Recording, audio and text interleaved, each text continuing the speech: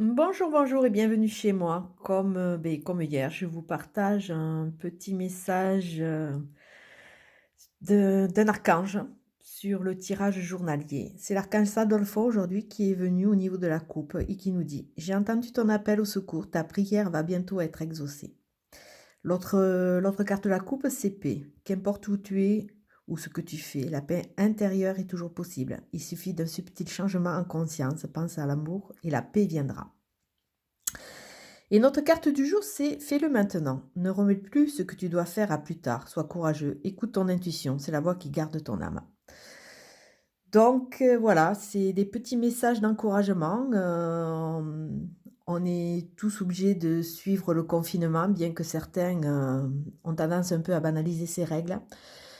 Je me suis rapprochée de plusieurs chaînes pour, voir si elles pouvaient essayer de relayer, mon appel pour, vraiment, demander aux gens de patienter, de suivre les règles. La chaîne de Katia, d'Aliaské et d'Alexandre Musruk, ont relayé mon appel. Je les en remercie, vraiment, fortement. Pour les autres, je ne sais pas, pour le moment ça je ne l'ai pas vu, hein, je les suis pas toutes, mais vraiment je remercie les gens qui, en conscience, vous remettent en mémoire les petits messages d'usage, surtout, garder la distance, surtout essayer d'éviter de sortir un minimum. Et prenez soin de vous, après, à savoir que, ouais, de toute façon, il faut profiter de ce temps qui nous est imparti pour, écoutez, faire un ménage déjà dans nos têtes, dans nos armoires, comme je disais, hier. Il faut essayer d'imaginer, de conscientiser une vie après qui va être différente forcément. Et j'espère fortement que, les politiques en prendront note.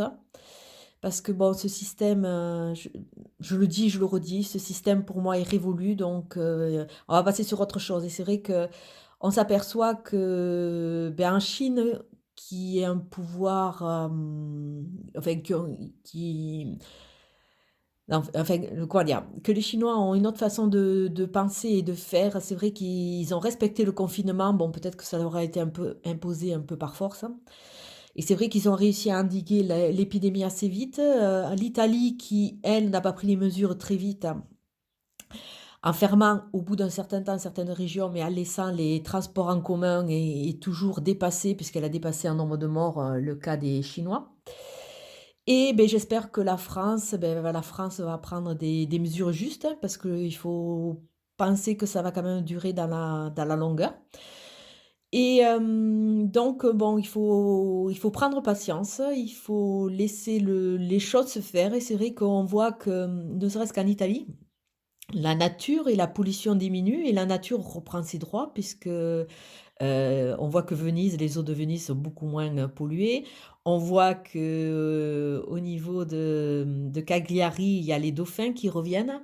Donc bon, c'est peut-être pas un hasard ces messages, il faut en prendre conscience. Et c'est vrai que la nature quelque part nous donne une belle leçon d'humilité, une leçon de courage aussi, parce qu'elle nous encourage à positiver et à essayer de retirer le positif de cette situation. Et de se dire va falloir construire un après différent de ce qu'on vit actuellement et de nos façons, de nos formatages actuels. Je vais vous souhaiter une très, très belle journée. Je vous dis à très bientôt. Merci, au revoir.